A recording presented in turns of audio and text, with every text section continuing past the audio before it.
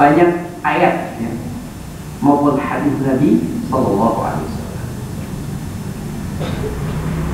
Di antara ayat yang berbicara tentang nilainya pengampunan bagi seorang hamba adalah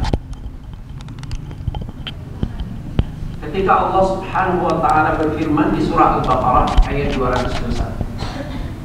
Wallahu yad'u ilal jannati wal maghfirati bi'idnih. Allah berfirman, dan Allah yad'u ilal jannah, mengajak kepada surga, wal maghfirah, dan pengampunan, bi'idnih, dengan izinnya. Yuk kita cermati ayat ini, bahwa Allah mengajak siapa? Ayat ini turun kepada siapa? Kepada kita, umat Islam, kaum mukminin yang menjadikan Al-Quran sebagai pedomannya. Allah bilang apa? Wallahu yad'u ilal jannah. Allah mengajak kepada surga. Wal maghfirati bi'idnih, dan ampunan dengan izinnya. Ada hal atau pesan isyarat yang mendalam dalam ayat ini. Apa pesannya? Pertama, pesannya adalah Allah mengajak. Yang mengajak siapa? Allah. Ketika ajakan itu dari Allah Subhanahu wa taala, berarti itu satu perkara yang sangat luar biasa dan dahsyat, agung. Kenapa? Karena yang mengajak Allah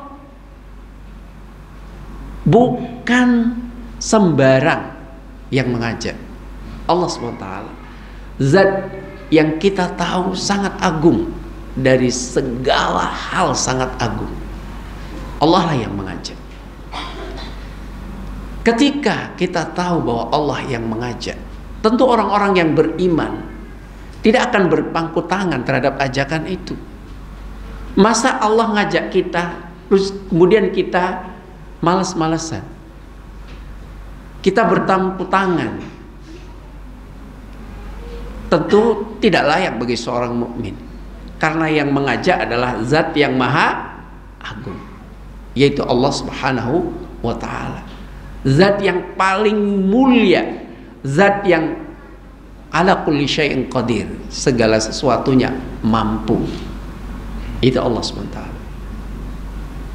Berarti sikap seorang mukmin yang merasa diajak oleh Allah SWT harus sigap, harus semangat, harus menerima ajakan itu dengan suka rela, dengan ikhlas, dengan senang, dibarengi dengan semangat.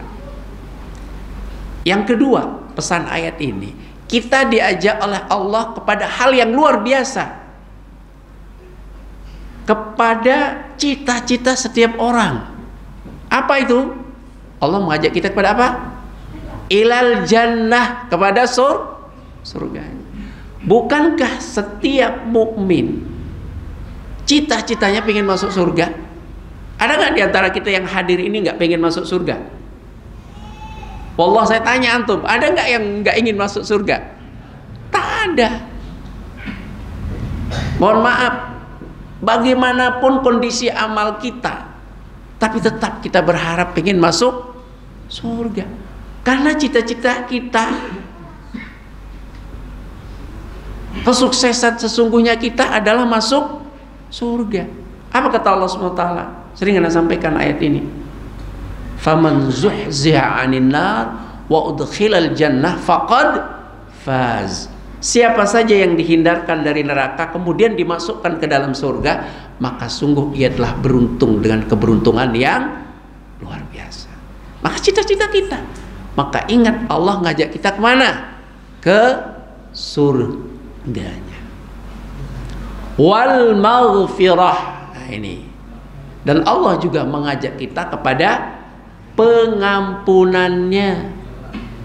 Nah, kalau Allah ajak kita, satu tadi kita harus menyikapi ajakan itu sebagai seorang mukmin yang betul-betul tunduk dan patuh, taat dengan sukarela, senang. Kemudian kita harus semangat untuk meraih hal itu. Sekarang yang Allah ajak kemana? Kepada ampunannya. Ya. Wasari'u ila maghfiratin mir rabbikum wa jannatin. Bersegeralah kalian kepada maghfirah, ampunan Allah dan surganya. Kita disuruh bersegera, jangan santai. Karena sari'u itu artinya musara'ah. Musara'ah itu artinya apa? Cepat. Jadi nggak sambil tidur masuk surga itu, malas-malasan enggak. Tapi kita harus segera sigap dan semangat. Itu.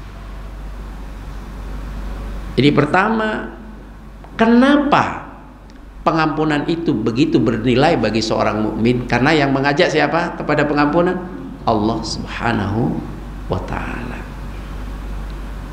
Zat yang maha agung bagi kita. Kemudian jemaah sekalian yang dirahmati Allah, pengampunan itu menjadi sesuatu yang sangat bernilai bagi seorang mukmin adalah karena Allah menjanjikannya sebagai sebuah anugerah yang terindah bagi seorang mukmin. Apa firman Allah di surah Al-Baqarah ayat 286? Ya. Wallahu ya'idukum maghfiratan minhu wa fadla. Wallahu ya'idukum maghfiratan minhu wa fadla. Dan Allah yang menjanjikan kepada kalian maghfirah, ampunan, minhu, darinya, dari Allah, wa fadla, dan karunia. Jemaah sekalian, pernahkah Allah menyelisihi janjinya? Tidak pernah. Innallaha la yukhliful mi'ad. Allah itu tidak akan mengingkari janjinya. Sesuatu yang dijanjikan oleh Allah menunjukkan hal tersebut sangat bernilai. Karena Allah menjanjikan, ya, sangat bernilai atau sangat dahsyat, ya. Kalau Allah janjikan masuk neraka, dahsyat dalam hal kesengsaraannya. Kalau Allah janjikan masuk surga, berarti dahsyat dalam hal kebahagiaan dan kenikmatannya. Nah, sekarang di sini Allah janjikan apa? Maghfirah, ampunan, dan karunia. Kalau kita menyadari bahwa Allah yang menjanjikan dan Allah zat yang tidak pernah mengingkari janji, maka sebagai seorang mukmin mestinya menyadari bahwa hal itu sangat penting. Ampunan itu adalah sangat penting.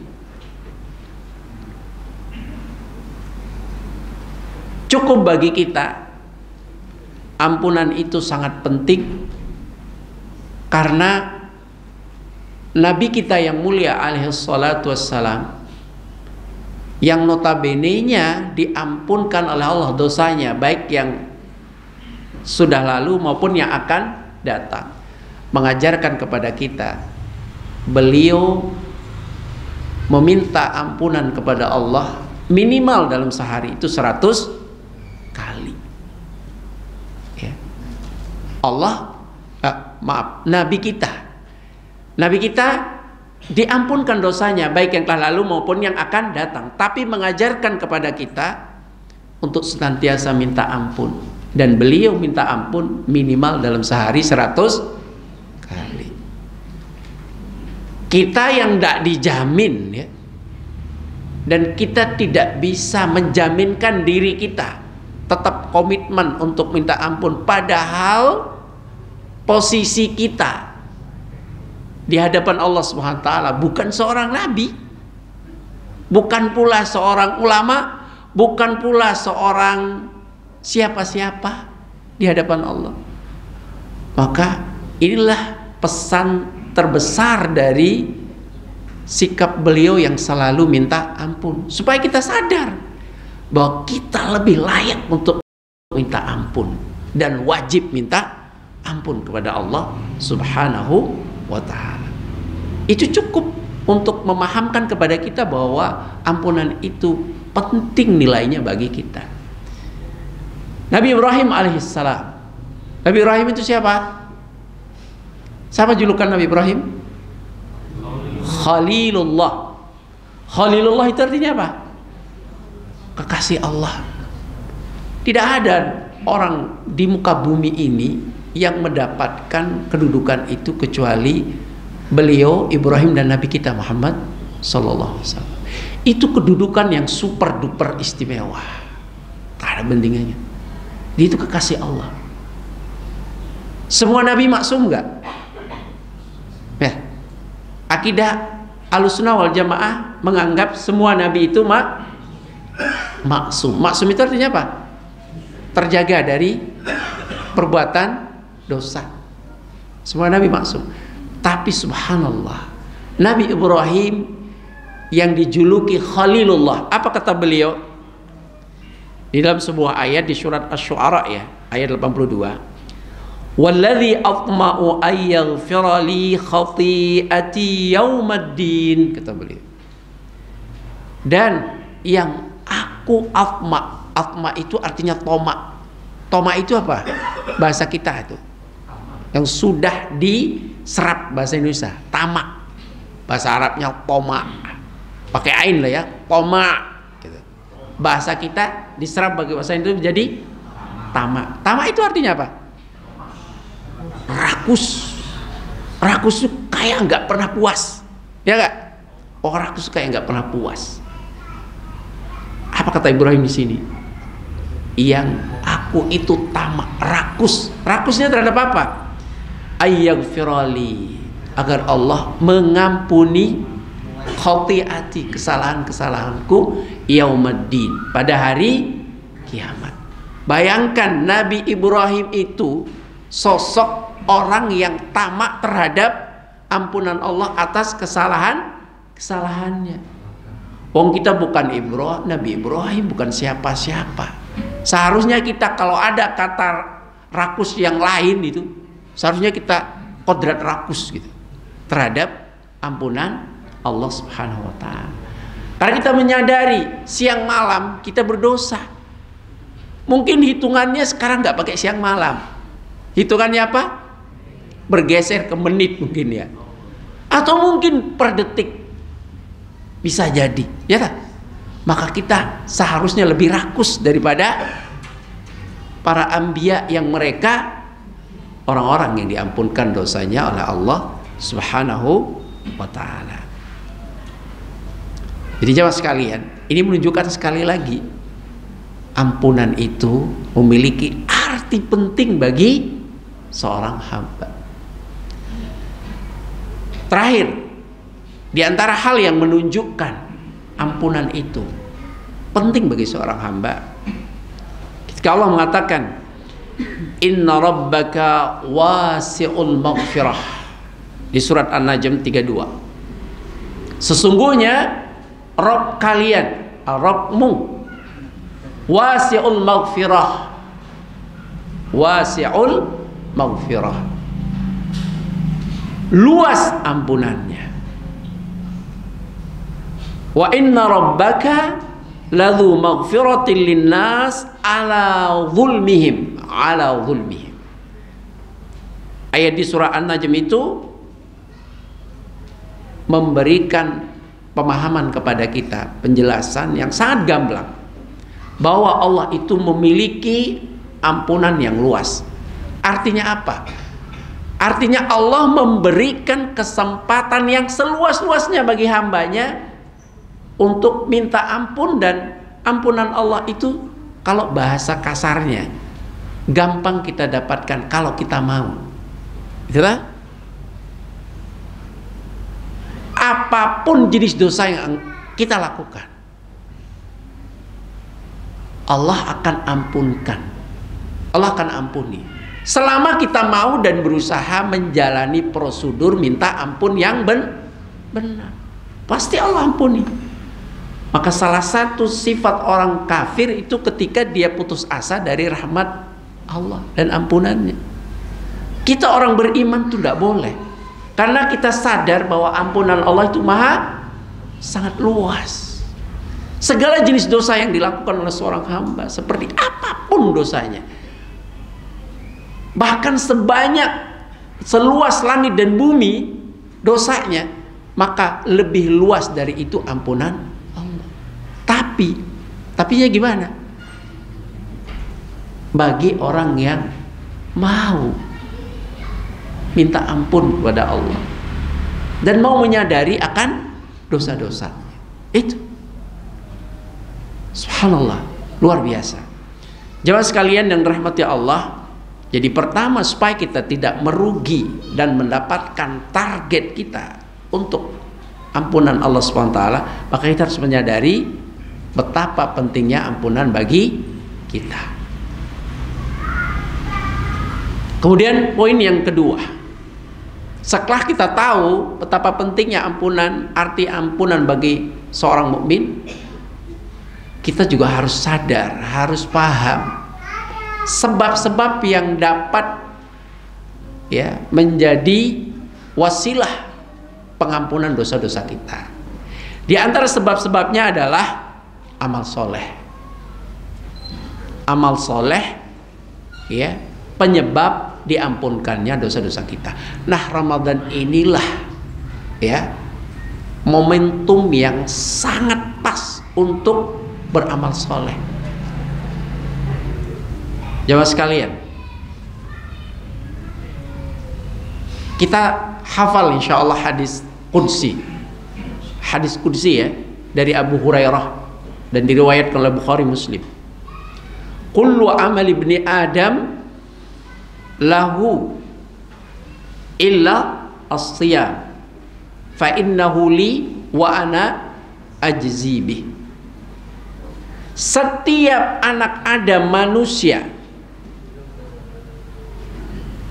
setiap amalan anak Adam atau manusia baginya. Jadi maksudnya ini, sebagaimana keterangan para ulama, setiap amalan yang kita lakukan, entah itu sedekah, entah itu apa gitu ya, setiap amalan baginya ada nasib, ada hal-hal yang diberikan kepada pengamalnya, pelakunya secara langsung baginya. Dia bisa mengklaim itu dan dia bisa rasakan. Umpamanya nih sedekah. Sedekah itu, orang yang bersedekah dia akan mendapatkan bagian dari upaya sedekahnya itu, keuntungan baginya. Misalnya orang yang bersedekah, bukankah mendapatkan pujian, apresiasi dari orang lain? Dia dapatkan gitu ya. Dia dapatkan itu. Didapatkan. Orang yang sering bersedekah pasti dicintai orang dan akan mendapatkan pengakuan, apresiasi. Dia akan menjadi sosok yang dicintai, sosok yang disenangi dan yang sebagainya. Punya kedudukan di hati masyarakat. Di samping dia mendapatkan pahala kalau dia ikhlas. Lihat, Allah katakan seperti itu di hadis kudusi tersebut. Illa siyam, kecuali puasa. Orang akan mendapatkan bagian pahala, atau pahala akhirat maupun pahala duniawi. Ada pahala akhirat enggak? Ada pahala duniawi enggak? Ada pahala duniawi. Contohnya tadi pahala duniawi itu dia mendapatkan apresiasi, sanjungan dari manusia, itu pahala duniawi itu. Siapa sih orang yang tidak senang disanjung? Orang bisa kepalanya menjadi besar kalau disanjung kan ya. Ada kepuasan tersendiri dalam batinnya ketika orang mendapatkan apresiasi, pengakuan dari orang lain. Itu dia dapatkan. Itu namanya pahala. Setiap orang beramal itu akan mendapatkan pahala. Pahala itu berupa balasan ya. Balasan tadi di dunia maupun di akhirat. Nah, ada catatan yang penting untuk kita perhatikan. Amalan-amalan kita di dunia ini, kalau dilihat dari pahalanya di akhirat itu berbeda-beda aja mas sekalian. Beda-beda, nggak sama. Fulan A, fulan B, fulan C pahalanya nggak sama, meskipun jenis amalannya sama. Percaya nggak? Si A baca Quran, si B juga baca Quran, tapi pahalanya si A dengan si B beda. Memang Allah melalui Rasulnya, syariatnya mengatakan balasan amalan itu sudah tentu nominalnya kan. Kelipatannya paling minimal adalah 1 dilipat gandakan menjadi 10 sampai 700, sampai kelipatan-kelipatan yang tidak disebutkan, berlipat-lipat gitu ya setiap orang. Itu balasan amalan.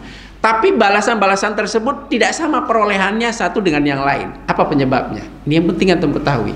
Pertama, penyebabnya adalah kekuatan iman dan ikhlas. Itu yang menyebabkan besaran pahala seorang. Jika dia beramal dengan penuh keimanan dan ikhlas, maka pahalanya akan semakin besar. Itu penyebabnya. Kemudian yang berikutnya, penyebab besaran pahala itu beda-beda, itu waktu dan tempat, keutamaan waktu dan tempat. Nah sekarang berkaitan dengan waktu, berarti di bulan Ramadan ini waktu pelipat gandaan pahala, itu yang menyebabkan besaran pahala. Dan tempat, percaya nggak ada tempat di situ kalau kita beramal pahalanya beda dibandingkan tempat lain. Contohnya Haramain Asy-Syarifain, Mekah Madinah, khususnya pahala sholat yang disebutkan itu. Orang kalau sholat di Masjidil Haram pahalanya berapa? 100.000 lebih dibandingkan sholat di Masjid Al-Mursyid. Masjid Al-Mursyid tempat kita ini atau mursyid yang lain gitu ya, cuma 27, tapi di sana berapa? 100.000. Siapa yang nggak ngiler kayak gitu tuh kalau orang beriman, ya tak? Itu karena perbedaan tempat. Itu yang mendongkrak besaran pahala. Kemudian jemaah sekalian, perbedaan kenapa besaran pahala itu menjadi beragam satu dengan yang lain, pengamalnya sendiri, pelakunya. Apa maksudnya? Lihat pelakunya itu siapa, bagaimana kedekatannya dengan Allah. Umpamanya nih, Abu Bakar bersedekah dengan selain Abu Bakar, kira-kira pahala Abu Bakar beda nggak dengan yang lain itu?